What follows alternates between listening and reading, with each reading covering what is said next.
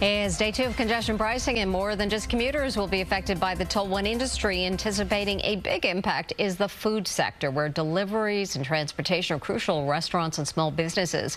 While drivers are facing the $9 charge to enter the central business district, delivery trucks will have to pay even more. Small trucks will be $14.40 for the toll. Large trucks will pay $21.60 during those peak hours. Joining us now with how this plan impacts the city's food supply chain is Seth Gottlieb, Senior Vice President of Logistics with Baldor Specialty Foods. Welcome. Thank you for having me, Mary. Glad to be here. We see your trucks throughout the city all the time. What unique challenges does this plan create for your industry? Yeah, most of those challenges come in the form of cost in terms of how we operate, how we serve our customers. Nothing's really going to change. We do what we can to get to our customers overnight, and they need their food when they need it. So it's something that we're going to have to take in terms of a cost hit. But operationally, we're not going to see much changes coming out of this. Do you anticipate an increase in the prices of food products for consumers? We do, yes. We expect everyone inside the congestion pricing zone to incur additional costs on everything.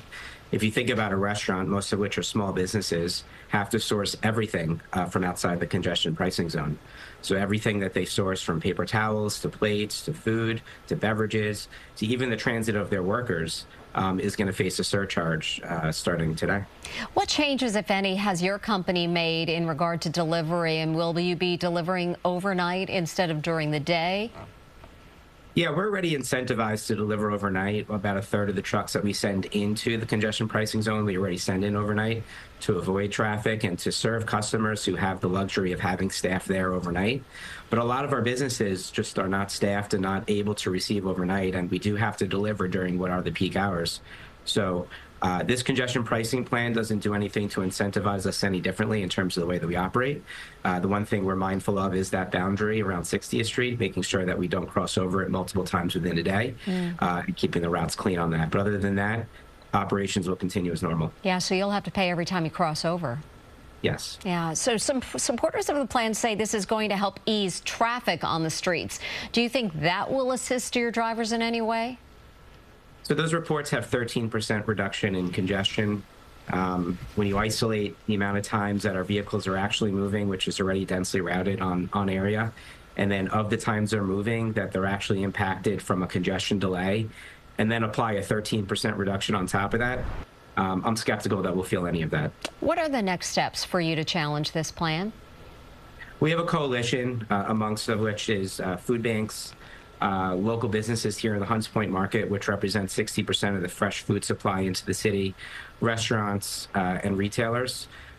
We're asking the state for an exemption for essential food businesses like ourselves that supply food to restaurants and hunger relief organizations. We already pay into a metropolitan commuter tax that's been in place since 2009, so we're already double supporting now the MTA.